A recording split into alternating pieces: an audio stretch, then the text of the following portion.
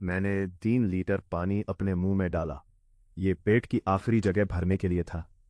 सिर्फ इसलिए कि मेरे पिछले जीवन में मेरे भाई के कारण मैं जो भी कैलोरी खाता था वो सब मेरे शरीर में ट्रांसफर हो जाती थी। वो हंसता था और कैमरे के सामने खाता था। वो एक अद्भुत भूख वाला एंकर बन गया और मेरा वजन 300 पाउंड हो गया। चलना भी मुश्किल हो गया। मैंने रोकर अपने मंगेतर से मुझ पर विश्वास करने की विनती की, लेकिन उसने घृणा से मेरा हाथ झटक दिया।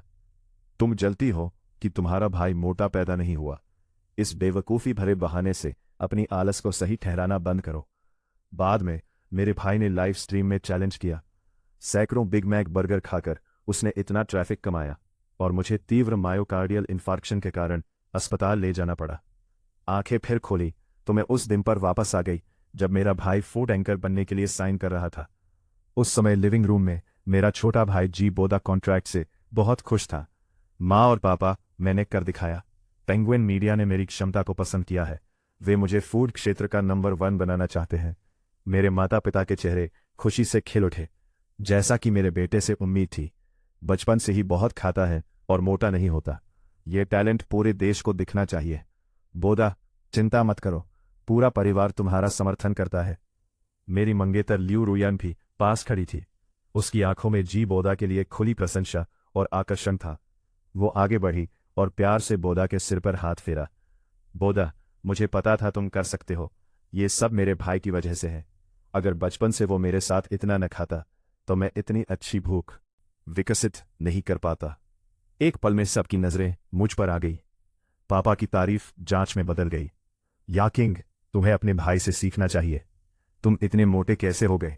तुम दोनों एक ही सांचे से बने हो, फिर भी शरीर में इतना फर्क क्यों है?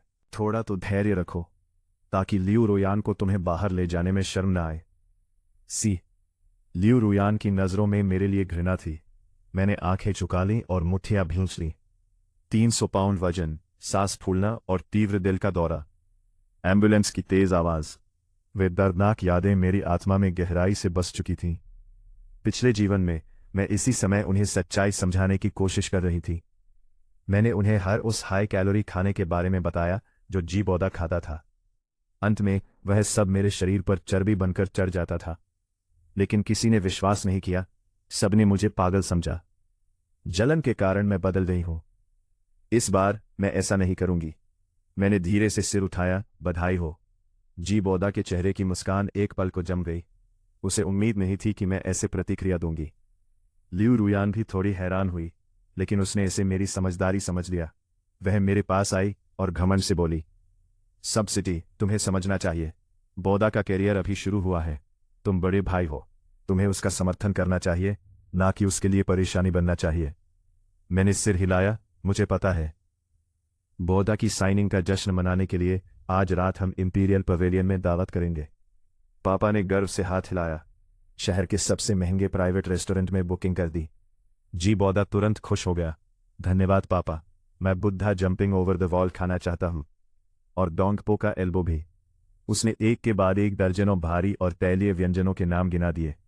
हर नाम सुनकर मेरा दिल कसता गया। पिछले जीवन में यही जश्न का खाना था जिससे मेरा वजन सीधे 5 पाउंड बढ़ गया था। उसी दिन से जी बोदा का करियर चल पड़ा और मेरी सेहत बर्बाद होने लगी। मैंने उसके उत्साहित चेहरे को देखा और मेरा दिल ठंडा हो गया। जी बोदा, इस बार ये सब तुम्हें ही चखना होगा। डिनर टेबल पर तरह तरह के पकवान थे। जी बोदा की आंखें चमक रही थीं। वाह, ये एल्बो कितना नरम है। ये केकड़ा कितना स्वादिष्ट है। वो खाते हुए बढ़ा चढ़ाकर तारीफ कर रहा था। इससे माँ पापा और लियू रुयान उसे देखकर मुस्कुरा रहे थे। माँ ने प्यार से उसे बड़ा सा एल्बो दिया। लियू रुयान ने भी उसके लिए झींगा छील कर दिया। वे तीनों एक परिवार की तरह थे और मैं टेबल पर एक बेकार चीज जैसा था। जी बोदा ने मुझे देखते हुए चेतावनी दी।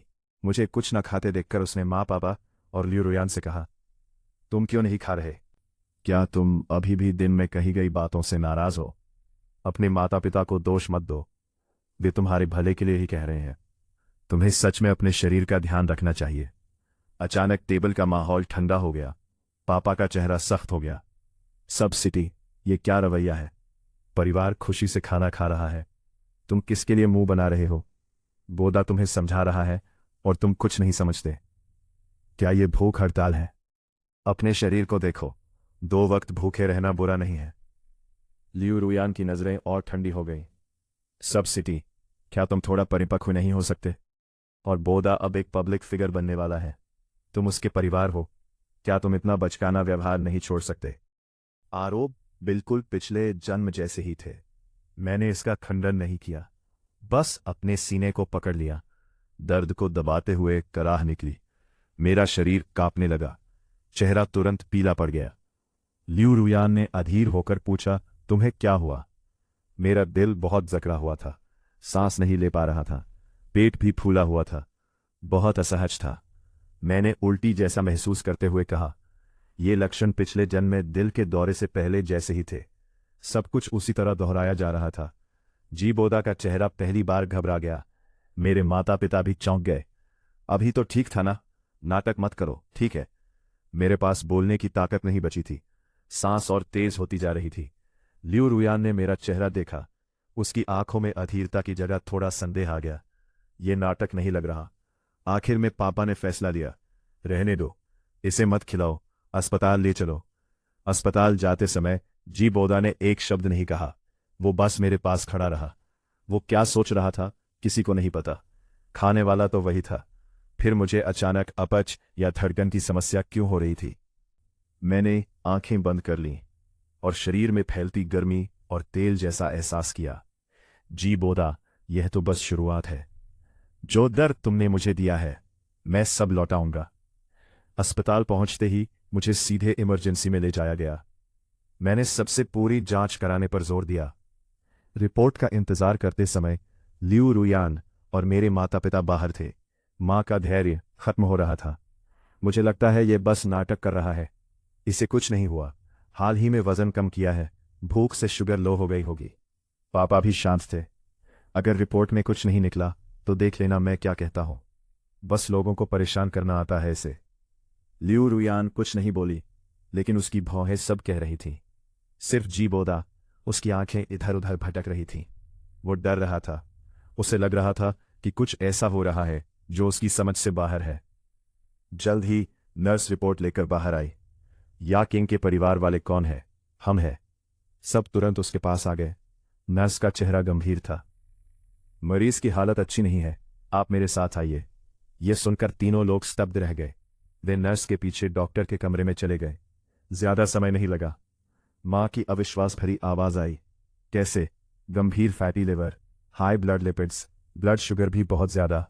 डॉक्टर, आपसे गलती हो गई क्या? मेरा बेटा सिर्फ 20 साल का है और दिल की धड़कन भी अनियमित है। ये कैसे हो सकता है? मां, पापा और लियू रुयान निराश होकर बाहर आए। जब उन्होंने मुझे देखा, उनकी आंखों में उलझन और जटिल भाव थे। जी बोदा मेरे पास आया और बेचैनी से पूछा, क्या हुआ? डॉक्टर ने क्या कहा? मां के होंठ कांप रहे थे। वह कुछ बोल नहीं पाई। लियू रुयान धीरे धीरे मेरे पास आई। उसकी आंखों में अब सिर्फ नफरत नहीं थी। सब सिटी, आखिर क्या हो रहा है? डॉक्टर कह रहे हैं कि तुम्हारा शरीर ऐसे है जैसे कोई 50 साल का आदमी जो सालों से ज्यादा खाता रहा हो, लेकिन तुमने आज रात कुछ भी नहीं खाया। मुझे नहीं पता। मैं हाल ही में डाइट कंट्रोल कर रहा हूं। हर दिन सिर्फ उबली सब्जियां खाता हूं, 1 घंटा एक्सरसाइज करता हूं। मुझे नहीं पता शरीर ऐसा क्यों हो गया। मैंने डरते हुए कुछ आंसू भी निकाल दिए। मेरी बातों ने लियू रुयान को और उलझा दिया। हाँ, उसने अपनी आंखों से देखा था कि मैंने कुछ नहीं खाया। एक सामान्य डाइट वाला इंसान अचानक इतनी खराब रिपोर्ट कैसे दे सकता है? यह बिल्कुल तर्कहीन था। तभी जी बोदा अचानक बोला, उसकी आवाज में रोना था, भाई, क्या तुमने हमारे पीछे कुछ गलत किया? मुझे पता है तुम्हें बुरा लगता है, तुम मुझसे जलते हो क्योंकि मैं खाकर भी मोटा नहीं होता, लेकिन तुम इस तरह अपने शरीर को नुकसान पहुंचाकर हमें फंसा नहीं सकते। उसकी बात चालाकी से भरी थी। उसने खुद को साफ दिखाया और मुझे दोषी बना दिया। जैसा कि उम्मीद थी, माता पिता और लियू रुयान की नजरें फिर बदल गईं। जरूर ऐसा ही है, मैं तो पहले ही कह रही थी। यह अपना मुंह कैसे कंट्रोल करेगा? जरूर चोरी छिपे जंक फूड खाता होगा। पापा ने भी दुखी होकर कहा, या किंग, तुमने हमें निराश कर दिया। लियू रुयान की नजरें फिर ठंडी हो गईं। सब सिटी, मैंने तुम्हें गलत समझा। अपने भाई को शर्मिंदा करने के लिए तुमने इस तरह का झूठ बोला। तुम बहुत निर्दयी हो। मैंने उनके चेहरों को देखा, लेकिन मेरे दिल में कोई हलचल नहीं हुई। मुझे पता था ऐसा ही होगा। सच को झूठ बनाना, यही तो उन्हें आता है। मैंने बहस नहीं की, बस सिर उठाकर जी बोदा की तरफ देखा। वो अपनी माँ के पीछे छिपा हुआ था, मुझे जीत की नज़र से देख रहा था। मैंने हल्की मुस्कान दी। जी बोदा, थोड़ा इंतजार करो, असली खेल अभी शुरू हुआ है। अस्पताल से लौटने के बाद घर का माहौल जम गया। मेरे माता पिता ने मुझे घर में नज़रबंद कर दिया, मेरा फ़ोन और बटुआ छीन लिया। उन्होंने कहा कि इस संभावना को खत्म कर देंगे कि मैं चोरी छिपे कुछ खा सकूं। लियू रुयान ने सख्ती से कहा, जब तक हम शांत नहीं हो जाते, वो मुझसे नहीं मिलेगी। उन्हें लगा कि उन्होंने मुझे फंसा लिया है, लेकिन उन्हें यह नहीं पता था कि मुझे सबसे ज्यादा जिस हथियार की जरूरत थी, वो हमेशा मेरी गर्दन में था। वो एक छोटा सा सफेद जेड का लटकन था। मेरी दादी ने हमारे जन्म के समय इसे मंगवाया था। पिछले जन्म में जी बोदा ने कहा था कि उसे मेरी जेड का डिजाइन ज्यादा पसंद है। उसने मुझसे बदल लिया। तभी से वो जो भी कैलोरी खाता था, वो लगातार मुझ में ट्रांसफर होने लगी, जब तक कि मैं मर नहीं गया। मुझे यह भी नहीं पता था कि यही जेड इस पूरे अजीब घटना का केंद्र था। पुनर्जन्म के बाद मैंने सबसे पहले अपने लटकन को चेक किया। वो अभी भी मेरी गर्दन में सुरक्षित लटका हुआ था, और जी बोदा के पास वाला उसका अपना था।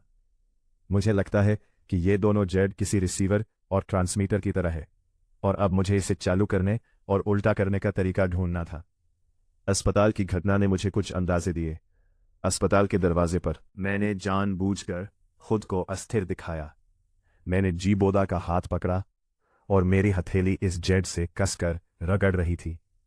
शायद संपर्क और मेरी मजबूत इच्छा ही इसे शुरू करने की कुंजी है। मुझे इसे और मौके देकर परखना था। मौका जल्दी ही आ गया। मेरे कारण जी बोदा का लाइव डेब्यू टल गया था, लेकिन पेंगुइन मीडिया ने उसे छोड़ा नहीं। उन्होंने उसके लिए एक और बड़ा लाइव शो प्लान किया। इस बार चुनौती थी 1 घंटे में 10 बाल्टी सुपर स्पाइसी टर्की नूडल्स खाने की। कंपनी ने उसका पूरा प्रचार किया, हर जगह उसके चर्चे थे। लाइव वाले दिन जी बोदा मेरे कमरे में आया।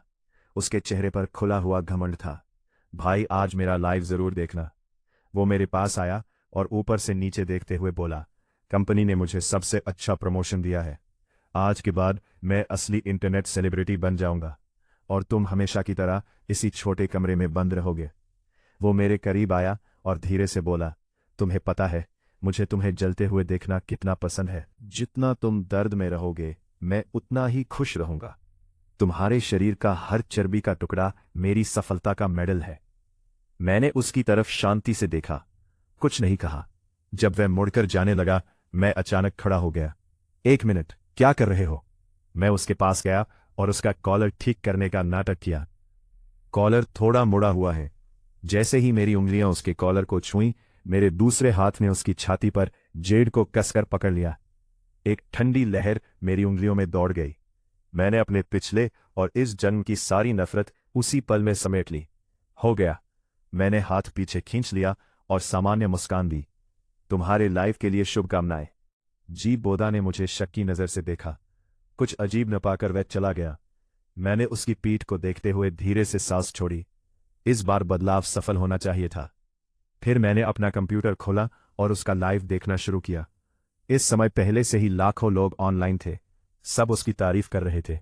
जी बोदा ने मुस्कुराते हुए सभी को नमस्ते कहा और 10 बाल्टी नूडल्स सामने रखे। आज मैं खुद को चैलेंज करूंगा और सब खा जाऊंगा। उसने एक बाल्टी नूडल्स तुरंत खत्म कर दी। वह बड़े मजे से खा रहा था, बिल्कुल भी परेशानी नहीं थी। लोग हैरान थे, ये इतना तीखा कैसे खा रहा है? आ रहा है। लियू रुयान ने भी उसे 10 गिफ्ट भेजे। मैं स्क्रीन को चुपचाप देख रहा था, हर एक कौर को देख रहा था। इतना तेल, नमक और कैलोरी, लेकिन मेरे शरीर में कोई भारीपन नहीं था। इसके बजाय मुझे एक अजीब सा हल्कापन और आराम महसूस हो रहा था। मुझे साफ महसूस हो रहा था कि पेट की चर्बी हल्की गर्म होकर धीरे धीरे खत्म हो रही है। ये काम कर गया, सच में काम कर गया। मैंने फिर स्क्रीन की तरफ देखा। जी बोदा तीसरी बाल्टी खा चुका था। उसके माथे पर पसीना आने लगा था। वो कह रहा था कि यह सिर्फ तीखेपन की वजह से है, लेकिन मैं साफ देख सकता था, पसीना था। वो चिपचिपा ठंडा पसीना था। उसका चेहरा भी असामान्य रूप से लाल होने लगा। जब उसने 5वीं बाल्टी खाई, उसकी गति काफी धीमी हो गई। वो लगातार पानी पीने लगा। उसके चेहरे की मुस्कान भी थोड़ी कठोर हो गई। चैट में अलग अलग आवाजें आने लगी। ऐसा लग रहा है बोदा को थोड़ी दिक्कत हो रही है। हाँ, चेहरा सूजा हुआ लग रहा है। वहम है, शायद तीखापन है। नहीं, यह वहम नहीं है। मैंने देखा कि उसके कपड़े तंग होने लगे थे। जब उसने 7वीं बाल्टी खाई, अचानक बदलाव आया। उसने अचानक अपना मुंह ढक लिया। पेट से तेज आवाज आई। उसकी आवाज पूरे लाइव में सुनाई दी। जी बोदा का चेहरा सफेद पड़ गया। उसने उल्टी को रोकने की कोशिश की, लेकिन शरीर की स्वाभाविक प्रतिक्रिया को रोका नहीं जा सकता। वह कैमरे से बाहर भागा। तुरंत ही लाइव में तेज उल्टी की आवाज गूंजने लगी। लाइव बंद हो गया। 3 सेकंड की खामोशी के बाद पूरा लाइव रूम फट पड़ा। एंकर ने उल्टी कर दी। 10 बाल्टी का चैलेंज था और 7 पर ही उल्टी। इसे ही बड़ा खाने वाला कहते हैं। पहले वाले ट्रेंड भी खरीदे हुए थे। कैरेक्टर इतनी जल्दी गिर गया। गालियां और मजाक पूरे स्क्रीन पर छा गए। जी बोदा का पहला लाइव पूरी तरह से फेल हो गया। मैंने कंप्यूटर बंद किया और लंबी सांस ली। शरीर में एक लंबे समय बाद हल्कापन महसूस हुआ। लाइव फेल होने के बाद जी बोदा के अकाउंट से एक रात में 1 लाख से ज्यादा फॉलोअर्स कम हो गए। कमेंट्स में लोग उसे झूठा कह रहे थे। पापा गुस्से में कमरे में इधर उधर घूम रहे थे, बार बार उसे निकम्मा कह रहे थे। माँ जी बोदा को गले लगाकर रो रही थी। जी बोदा रोते हुए बोला, मुझे नहीं पता क्या हुआ। मैं खा सकता था, लेकिन अचानक पेट बहुत फूला और असहज हो गया। ये सब सब्सिडियरी की वजह से हुआ है। जरूर उसी ने कुछ किया है। उसने अचानक सिर उठाया और मुझे घूरा। लाइव से पहले उसने मुझे छुआ था। जरूर उसी ने कुछ किया है। माँ तुरंत मेरे सामने आई और मुझे मारने के लिए हाथ उठाया। तू अशुभ है, मुझे पता था यही तूने किया है। तू अपने भाई को अच्छा होते नहीं देख सकता। तूने उसका भविष्य बर्बाद कर दिया। मैंने बचने की कोशिश नहीं की, बस उसे शांत नजर से देखा। माँ, आपके पास कोई सबूत है? माँ का हाथ हवा में ही रुक गया। हाँ, सबूत कहाँ है? मैंने सिर्फ उसका कॉलर छुआ था। ये कैसा सबूत है? क्या आप सबको बताना चाहती हैं कि मेरे पास कोई शक्ति है जिससे मैं उसे उल्टी करवा सकता हूं? कौन मानेगा? माँ चुप हो गई। पापा गुस्से से बोले, किसे सबूत चाहिए? घर में जो भी हो रहा है सब तुम्हारी वजह से है। पहले मेडिकल रिपोर्ट, अब लाइव। तुम अशुभ हो। तभी लियू रुयान आई। जी बोदा उसे देखते ही उसके पास भागा, जैसे उसे सहारा मिल गया हो। रुयान दीदी, मेरा करियर खत्म हो गया। सब मेरे भाई की वजह से हुआ। लियू रुयान ने उसे गले लगाया और धीरे से सांत्वना दी। जब उसने मेरी तरफ देखा, उसकी आंखों में ठंडी निराशा और फैसला साफ था। सब्सिडियरी, बात करनी है। वह मुझे बालकनी में ले गई। सब्सिडियरी, हमारी सगाई खत्म करते हैं, उसने बिना किसी हिचकिचाहट के कहा। मेरे दिल में कोई हलचल नहीं हुई, मुझे हंसी भी आ रही थी। पिछले जन्म में भी उसने ऐसा ही किया था। जब मुझे उसकी सबसे ज्यादा जरूरत थी, उसने मुझे छोड़ दिया था। खुद को देखो, मोटे, आलसी, छोटे दिल वाले, अपने ही भाई से जलने वाले। और बोदा को देखो, वो मेहनती है, खुश मिजाज है, अपने सपनों के लिए जी रहा है। तुम मेरे लायक नहीं हो। मैं पहले अंधी थी, जो तुम्हें शांत और समझदार समझती थी। अब समझ आया कि तुम शांत नहीं, अंधेरे हो। तुम्हारे दिल में एक बदसूरत राक्षस है। तुम किसी को खुद से बेहतर नहीं देख सकते। तुम मुझे घिनाते हो। ये कहकर वो मुड़ी और चली गई। मैंने उसकी पीठ को देखा और अचानक कहा, आज तुमने जो छोड़ा है वही तुम्हारा सच के करीब आने का आखिरी मौका था। लियू रुयान के कदम एक पल के लिए रुक गए, लेकिन उसने पीछे मुड़कर नहीं देखा। लिविंग रूम में जी बोदा अभी भी रो रहा था। लियू रुयान उसके पास गई और धीरे से बोली, डरो मत, मैं हूं ना। वो कंपनी नहीं चलेगी तो दूसरी ढूंढेंगे। मेरे पापा का एक दोस्त है, शेंगशी एंटरटेनमेंट में डायरेक्टर है। कल मैं तुम्हें उसके पास ले जाऊंगी। जी बोदा की आंखें चमक उठी। शेंगशी एंटरटेनमेंट? वो तो चीन की सबसे बड़ी कंपनियों में से एक है। पेंगुइन मीडिया से 10 गुना बड़ी। सच में? बिल्कुल सच। तुम जो चाहोगे मैं तुम्हें दिलाऊंगी। फिर उसकी आंखें अचानक ठंडी हो गईं। लेकिन हमें कोई तरीका ढूंढना होगा कि इस समस्या को पूरी तरह खत्म करना होगा। उनकी नजरें एक साथ मुझ पर टिक गई। मैं मन ही मन हंसा। मुझे खत्म करोगे? ठीक है, मैं भी देखता हूं तुम मुझे कैसे खत्म करते हो। अगले दिन जी बोदा और लियू रुयान शेंगशी एंटरटेनमेंट गए और मुझे मेरे माता पिता ने और सख्ती से निगरानी में रखा। खाने के अलावा उन्होंने मेरे कमरे के बाहर ताला तक लगा दिया। मुझे एक कदम भी बाहर निकलने की अनुमति नहीं थी। मैं चुपचाप रहने में ही खुश था। इस समय का इस्तेमाल मैंने जेड पेंडेंट की शक्ति को समझने में किया। मुझे पता चला कि इस शक्ति को उल्टा करने के लिए मेरी मानसिक ताकत की जरूरत होती है। हर बार इस्तेमाल करने के बाद मैं थक जाता था और इसका असर जी बोदा से मेरी दूरी पर भी निर्भर करता था। जितना करीब उतना ज्यादा प्रभाव। अगर सिर्फ किसी चीज को छूकर इसे सक्रिय किया जाए तो असर कम हो जाता है और देरी से होता है। जैसे उस नूडल्स वाले लाइव में वो 7 बाल्टी खाने के बाद असर दिखा। अगर मैं उसके पास होता तो शायद वो पहली ही बाइट में उल्टी कर देता। मुझे एक ऐसा मौका चाहिए था जहां मैं उसके करीब रह सकूं, लंबे समय तक और सबके सामने। मैं उसे पूरी तरह बर्बाद करना चाहता था, ऐसा कि वो कभी दोबारा उठ न सके। शाम को जी बोदा और लियू रुयान वापस आए। दोनों के चेहरे पर खुशी थी। माँ, पापा, शेंगशी एंटरटेनमेंट ने मुझसे कॉन्ट्रैक्ट साइन कर लिया है। उन्होंने कहा कि मेरा ना मोटा होने वाला शरीर बहुत खास है। मेरे लिए एक रियलिटी शो बनाएंगे। कौन सा शो? कैलोरी इन लिमिट। इसमें न्यूट्रिशन एक्सपर्ट और फिटनेस कोच होंगे जो पूरे समय मेरा खाना और शरीर का डेटा मॉनिटर करेंगे। इंटरनेट को साबित करना चाहते हैं कि मैं सच में अलग हूं, एक कैलोरी ब्लैक होल। पहला लाइव शहर के वांडा प्लाजा में होगा। सैकड़ों लोग भी आएंगे। मेरे दिल में हलचल हुई। वांडा प्लाजा लाइव, सैकड़ों लोग, यही तो मंच था जिसका मैं इंतजार कर रहा था। जी बोदा भी कुछ सोच चुका था। वह मेरे दरवाजे के पास आया और घमंड से बोला, भाई सुना तुमने? इस बार मेरी नकली खाने की बात खत्म करने के लिए सबसे एडवांस बॉडी एनालाइजर इस्तेमाल होगा। मेरा हर डेटा लाइव दिखेगा। देखता हूं अब तुम कैसे चाल चलोगे। फिर उसकी आवाज ठंडी हो गई।